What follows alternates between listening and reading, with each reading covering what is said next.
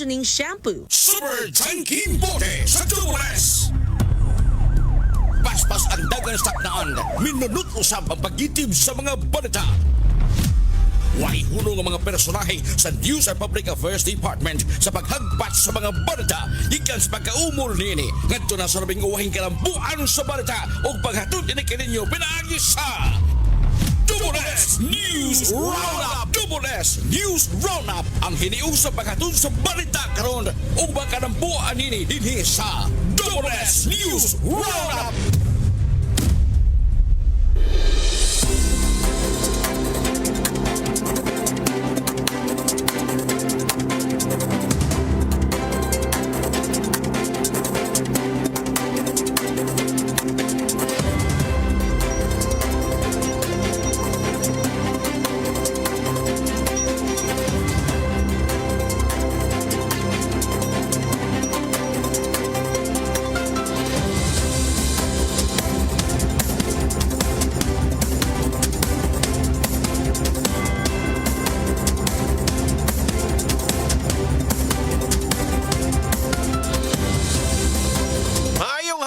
Kapuso sa mga lugar nga mabot na itong Sibiya o sabi sa nasamang partes Pilipinas. Welcome diri sa lang edisyon ng atong tulumanon ninyong tulumanon mga kapuso, ang Double-S News Roundup.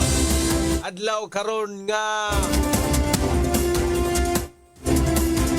Lunes, Nobyembre 3, 2025. Mga kapuso, kita may mag-uban na sa pagtukyan ng mga dagkong isyo sa lokal, national at international.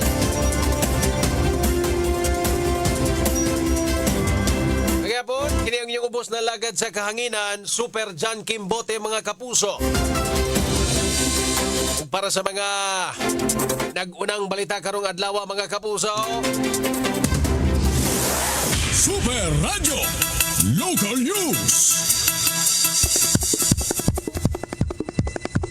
napanglangtawan sa pag-asamaktan nga hayan magkakusog pa ang bagyong Tino diin nahimo na kining usa ka typhoon category.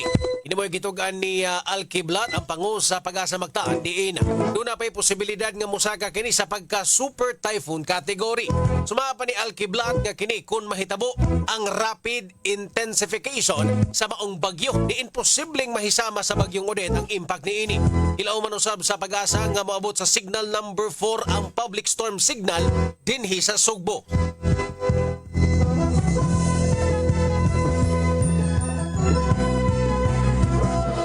Lakip nga gilauman ni Kiblat nga mukabat unya sa 150 kilometers kada oras ang gidala nga hangin sa maong bagyo ubos sa typhoon category og tubig uwan nga mukabat ngadto sa 50 ngadto sa 100 milliliters per hour. Subay ni ini gitambagan ni Kiblat ang mga tao nga nagpuyo ngadto sa mga low-lying areas or duol sa mga kabaybayonan sa pagbakwit na lang daan tungod kay hayan dunay mga mahitabo nga storm surge nga mukabat sa 2 metros hangtod sa 3 metros ang gitason. Super Junkie Bote sa Dumules. Super Radio. Bigas bahin mga kapuso, gipang dismantle na ang mga tents nga nahimutang sa tent city diha sa syudad sa Bogo ug lungsod sa San Remigio aron dili kini paliron sa kusog nga hangin nga dala ni ining bagyong Tino. Kini mo'y gitugan ni Office of the Civil Defense OCD7 Director Joel Erestain, eksklusibo sab nga nahinabi sa GMA Super Radio DYWS. Kinumduman nga pipila ka mga pamilya sa Northern Cebu ang gibakwit og temporaryo namuyo sa tent city human sa pagtayog sa kusog nga linog ni adtong September 30. Hinoon ito gani Regional Director Erestain nga duna na na-identify nga mga pasilidad ang mga lokal nga kagamhanan nga mahimong kapuy-an sa mga pamilya samtang nagdanga-danga ang bagyong Tino. Meron po silang mga na-identify na temporary shelters po na hindi naman po masyado nasira. Doon po muna sila hanggang sa lumampas po yung yung bagyo. Kasi yung kanila pong mga tanks, na-dismantle talaga dahil hindi pa rin po yun ang bagyo eh. Inyong nadug mga kapuso ang tipik sa pamahayag ni OCD7 Director Joel Erestain, eksklusibong nahinabi sa GMA Super Radio DYWS. Gawas ni ini gitugan ni Erestain nga sukad kagahapon ni patuma na sila og preemptive evacuation sa mga namuyo sa low-lying areas nga piligros baha ug landslide. Gitugan ni noon sa OCD7 ngadto sa mga LGUs o gitugyan na hinuon sa OCD7 ngadto sa mga LGUs ang pagdesider sa pagpatuman og forced evacuation ug galing kini gikinahanglan. Giauhag usab niini nga ang kini ato ang mga nanagat sa pag-secure sa ilang mga sakayan pinagis pagbutang niini sa yuta ug dili ibilin ngadto sa dagat. Umakit mo na siya sa mas matataas na lugar. Kung may mga kamag-anak sila, better para mag-share sila ng makain.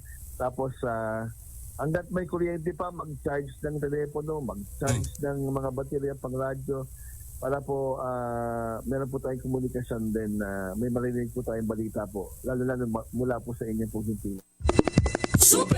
Ang dugang tipik sa pamahayag ni OCD7 Director Joel Aristain, eksklusibong hinabi sa DYWS Super Radio GMA. Super Tanking Bote sa Double S. Double S News Roundup.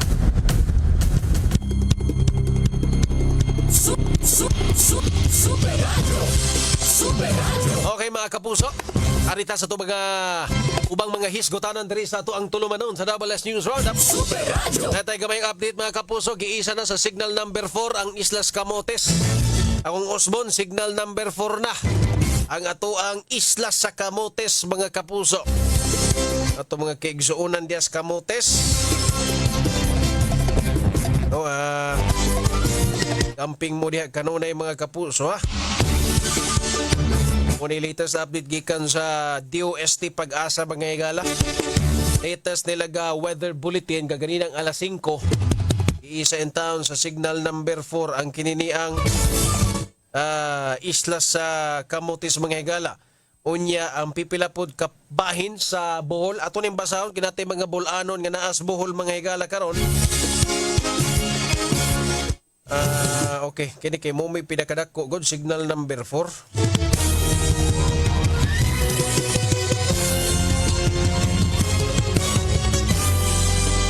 Dara.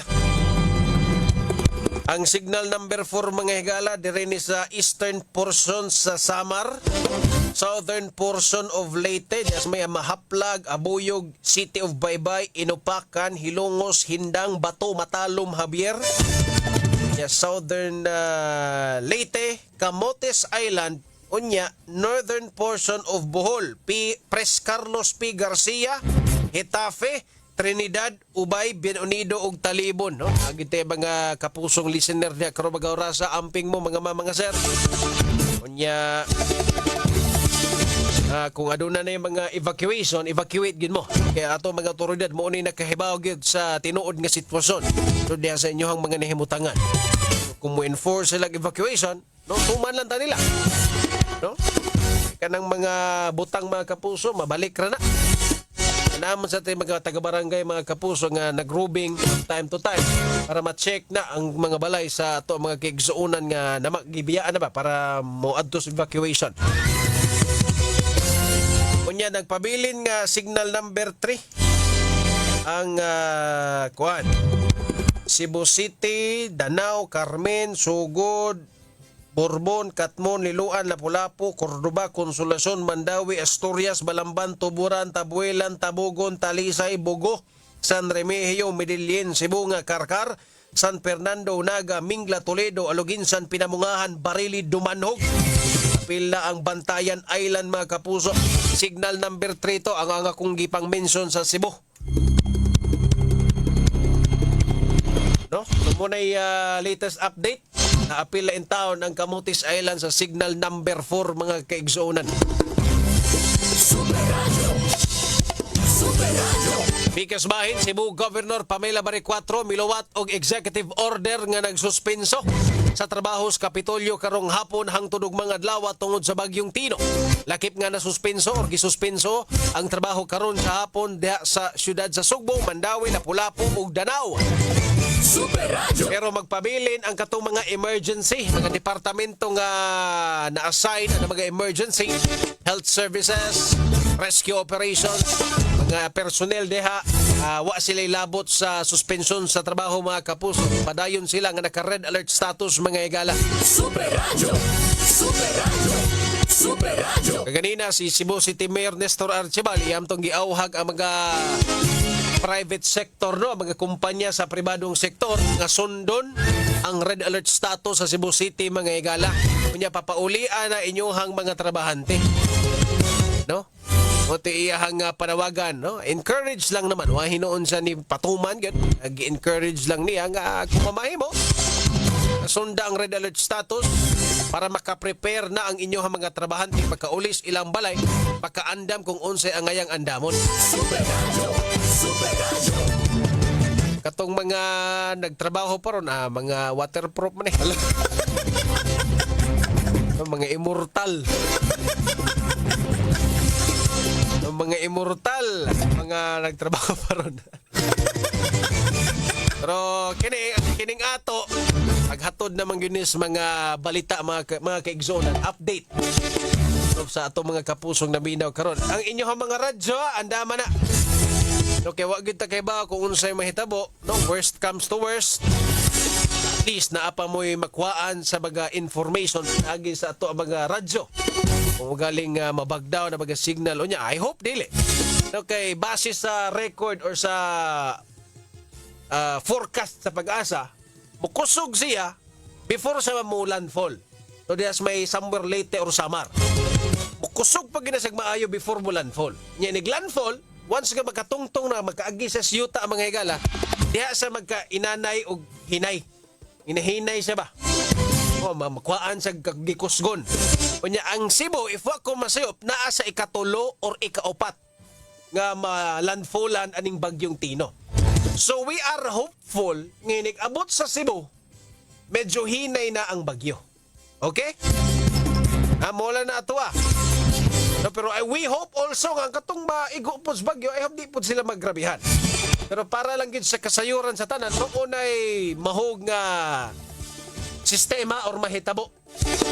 Kaanam siya, nasamtang naa pa siya sa tubig, which is Philippine Sea. Gather na siya kusgon, hangin, sa pa na makahunat. Nagabot sa yuta, hinay na siya kahinay.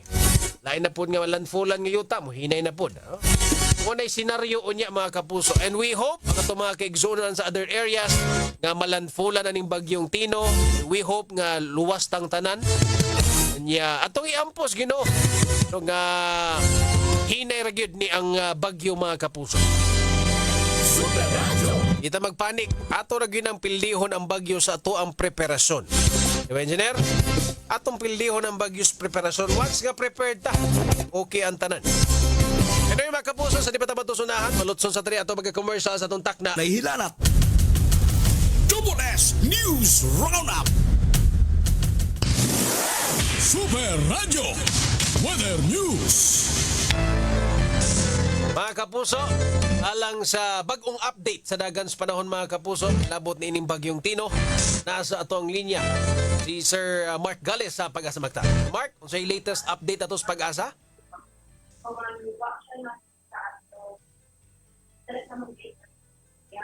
Hello Sir Mark. Maayong hapon, Sir John Game o sa itong mga suking tigpaminaw mo itong latest update sa tuwang binabantayan nga si Bagyong Tino. So kanitong information di kani sa tuwang Tropical Cyclone Bulletin number 8 issued karon na alas 5 sa hapon. As of 4 p.m. ang sentro ni Bagyong Tino nahimutang around 170 kilometers east southeast Silangan, habagatang Silangan sa may Giwan, Eastern Samar. And gaginang hapon ning kusog gamay ang mga bagyo gikan 120 kilometers per hour karon 130 kilometers per hour na ang iyahang maximum sustained winds or hangin do sa iyahang sentro nga dunay gustiness o mga pagkusupuso na mukabat sa 160 kilometers per hour. Gayro gini karon pakasadpan o gasward sa gipastason na 20 kilometers per hour. Base ang latest track and in the city forecast, ang maong bagyo magpatay magairog pakasadpan paduol diha sa may Siblis di sa may Caraga area or diha sa may Leyte provinces. So posible niya makapot ang peak intensity ng 150 kilometers per hour at sir ni siya makalandfall diha sa may Eastern Visayas o sa may Caraga region. And sa ito nakita, tungkol sa iyang land interaction diha sa may eastern section, muhinay gamay ang maong bagyo ikan posible hindi ka may siya but naagyapon sa typhoon category do pasabot dili moubos sa 120 kilometers per hour ang iyang dalang hangin sa dihang moduol ni diri sa may Central Visayas. So ang other land po senaryo nato posible diri sa may Central o sa may Northern Cebu. So wala pa ang posibilidad na makalantod po ni siya diha posible diha sa may Camotes Island. Sabi ka karon aduna na yung mga areas nga napasakaan up to tropical cyclone wind signal number 4. So number 4 ta diri sa Camotes Island and diri sa Bohol ang northeastern section sa Bohol province kay President Carlos P. Garcia o Hitape, Trinidad, Ubay, Ben Unido o Talibot. So kanang mga lugar na sa signal number 4. Ang sa Cebu, ang Central Cebu, Northern Cebu na signal number 3. And expected pa kasi pang madungagan ang mga areas na mapasakaan sa wind signal number 4 sa musunod na mga bulletin nato. So pasabot ang signal number 4 within the next 12 hours. So 12 hours na lang ha. Doon na tayo masinati nga hangin around 118 nato na sa 184 kilometers per hour nga hangin. So kato mga nasa signal number 3 within the next 18 hours doon na tayo masinati nga around 89 to 117 kilometers per hour nga hangin. So kanang nga sa hangin, peligroso na gid na, destructive na, makapaguba na mga properties nato and nasa dikulga sa atong kinabuhi. And ato ang awas sa mga kaisunan, karong mga orasa, kung mahimo din na sa mugawas, posible ang mga flying debris ani and posible kini mga tumbang nga kahoy tungod sa kusog nga hangin. And kung mahimo kung inyong balay dili ana made of light materials lang, kung mahimo evacuate kung makaya pa evacuate karon mga orasa sa ato ang sa mga safe zone, no? Safe na mga lugar. So mag-coordinate sa ato magkadaiyang mga DRR managers and officers. Gawas aning hangin hulga pud sa storm surge. Aduna tay gipagawas nga storm surge warning. Tato tayong ganina likas na to alas 2 sa hapon ang dakong bahin sa Kabisayaan.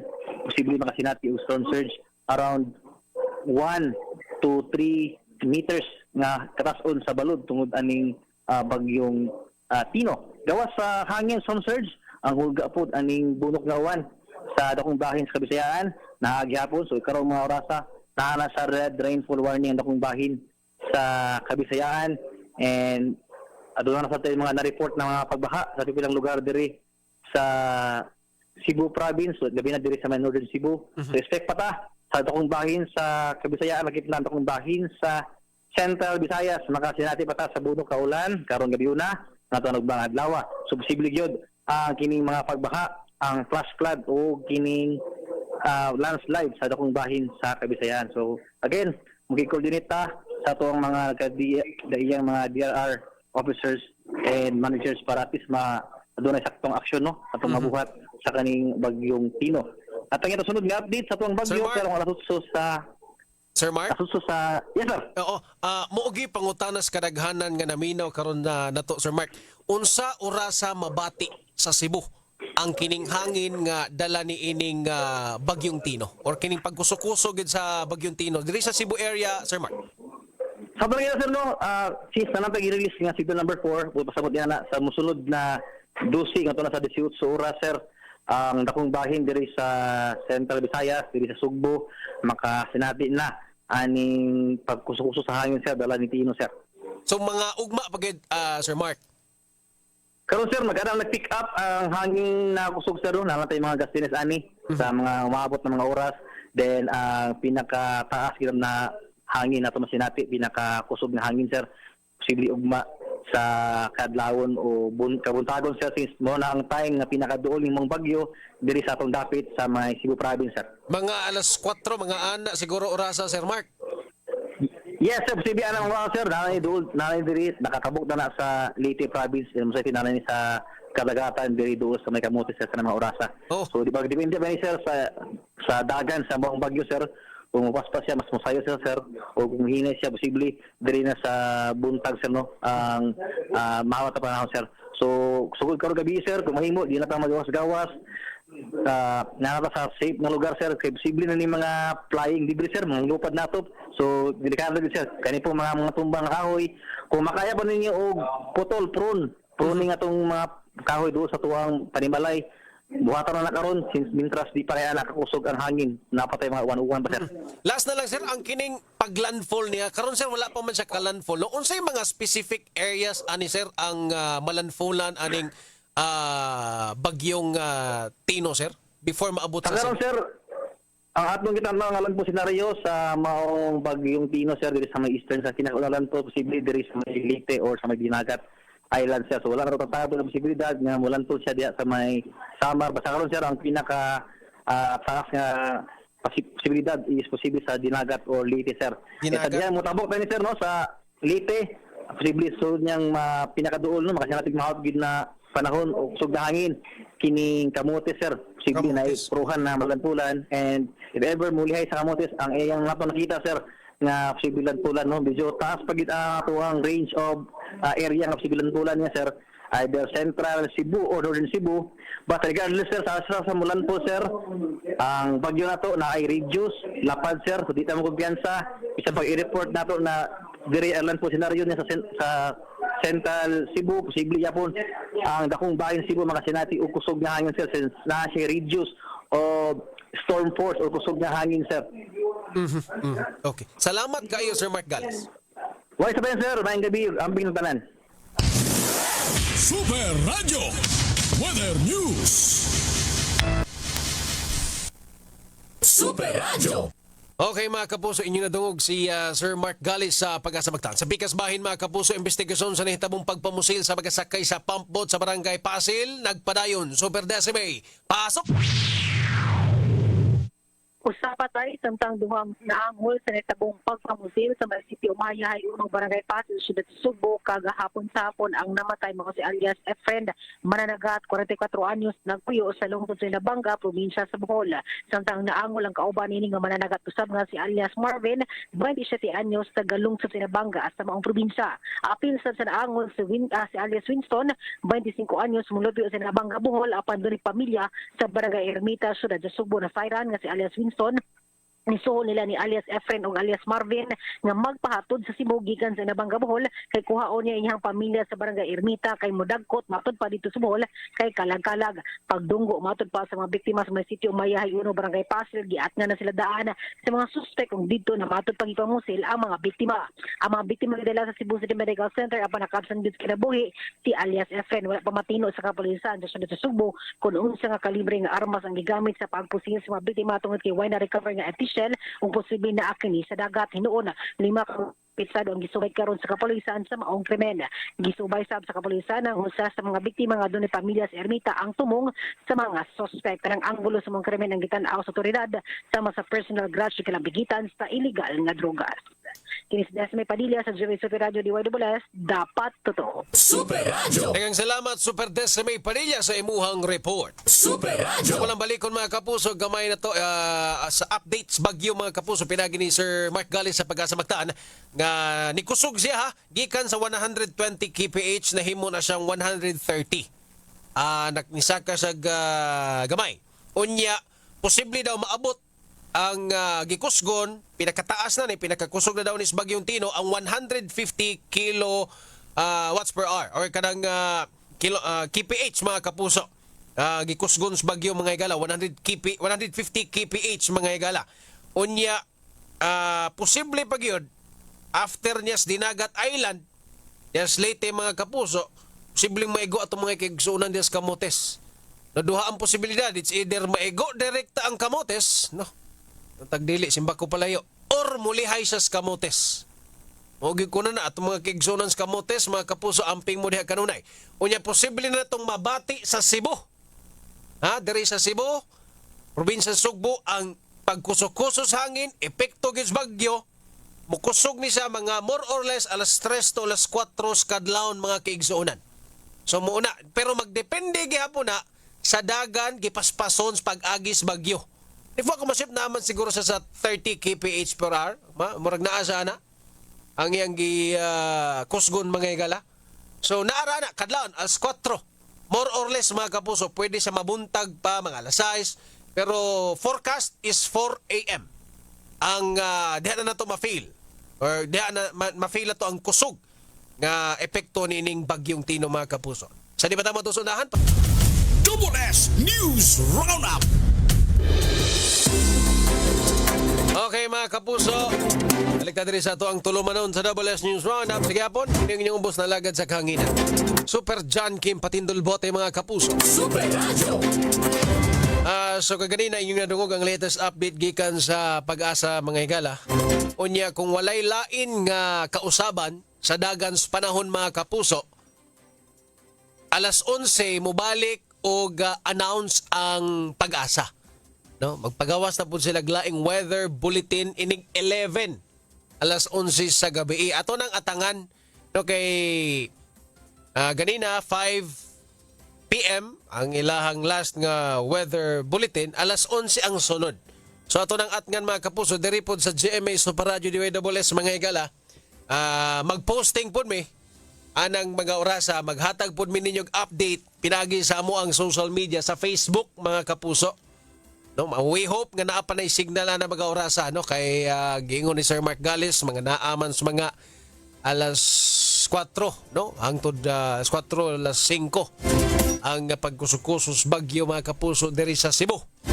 And manghinaota nga inigabot sa Cebu dili na kay sa ingon kusog.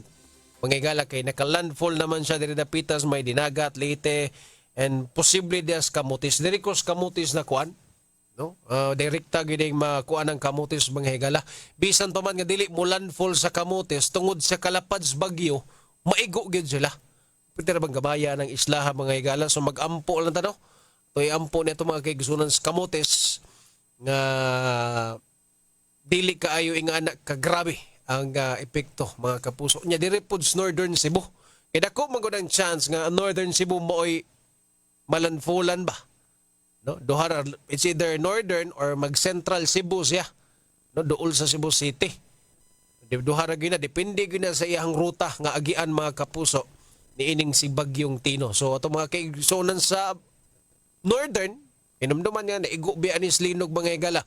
Wa ni ang uban na ni nagpuyo sa tent cities. Mo to nga gikuha na dato mga tent mga higala gibutang sila sa mga evacuation centers mga kapuso pero sa wala pa sila gibutang dito gi-check ng integrity kung lig-on ba ang mga evacuation centers and sigurado man sad sila nga lig-on daw so gibalhin sa dito gipang pull out sa to mga tent kay imo na tent lupad lang nagkalit diha no mas dako na hinuon ang damage mga higala or dako ang chance nga naay mga maangol ang kalakiha kung mag tent city gihapon da niining bagyo nga posibleng moabot og 150 kilometers per hour. Diba? Di gina basta-basta ng kusugas hangin. So, kana, mangandam lang ta. Unya, kung napa mo'y panahon, mamutol na inyo ang mga dagkong kahoy diha sa inyong tapad, put na lang nadaan ang mga sanga. Okay, para di na makaamong. Unya, nani uban, gipanghigta na dito sa Bogo. Or sa San Remigio ba ito, nakakita ta mga ang atop, gipanghigta ng pisi. No, which is nindot pod nga preemptive or kanang precautionary measures mga higala kay para di pod luparon ang atuang atop no. Unya lastly diri ko na kuan ba naam go ni post dito nga ang local government unit nagpanik ra ko no na sobraan sa pagpangandam no. I think dili siguro na siguro sayop nga mangandam ta di ba no nato i-post nag-viral ganito no nga nasobraan ko sa pagpangandam ang mga local government unit mga higala. Oh, I think dili na siya sobra. Way sobra sa pagpangandam labi nagkinabuhi no ang at risko ani. Nining bagyo. Di ba? Way sobra wala ni sobra sa pagpangandam na. Naay wa makaandam. Pero tawgon nga sobra sa pagpangandam wala ni nga anak kung kinabuhi ang mang marisgo. No? Nang may nang mangandam og sobra, isa maawahin na ang tanan ba? Di ba kuha mo punto na ko? So, for me, para na ko sakto kayong gibuhat sa mga LGUs karon cancel din sa mga klase, trabaho cancel dayon. Unya, paandam din sa mga barangay, pre kanang evacuation dayon sa itong mga kaigsunan nga nasa coastal areas. Kay para walay basulay. Walay mga pagbasol iniguman sa bagyo. Di ba? Muna mga kapuso, sa di pa tamang tusunahan, Double S News Roundup. Boss Eugenio Tagsip, mayang gabi Super John Kim kining uban ug mo-action dayon ng LGU kung dunay kalamidad moingon nga nasubrahan. Ug dunay mga panghitabo basolon dayon ang LGU. Makalibog Super John. Ala. Ang uban tao lagi kanang sige lang pangitag sayo. Ala. Katug pa ba kanis ila no? Ala. Sig pangitag problema oy. Ala. Sige mo pangitag problema na, sige mo kuhan diha. Karoon na nga nangandam na mga LGU. Inyo sang sitaw, mga tala. Arnolfo Impanso. Ay, mayang gabi Boss Frank Oga, gawas nga nagpanik-baying, nagpanig-sad ang patubig. Grabing trapika. Uy, tinoon kay gawas bagyo. Mag-increase man po ugma. Nag 2 pesos na ba ito ang increase? Kung makapatubil mo ron, full tank na. Full tank ninyo. Full tankin nyo na. Analisa Dolera. Gabi Belkay na Basolo. Paita sa tong kahimtang karon linog bagyo na sad. Amo mantang sa mga tao dagkog sila. Ilabi na sa mga kawatan sa gobyerno. Oh, lagi sira may untag na ibagyo ba niya sa ilaha lang balay mo't mataga. Linog, ilahara pod balay ang linogon. May tatog ingat na Boss Belkay no. Ibagyo tungod ra pod sila ang balay. Ana ra gid unta to. Kita ni mga kawatan na sila luwas sila pirmi kay puti dagkuwas bahay ani mga kagwang. Jesus Cañete Celestial mayng gabi idas basak.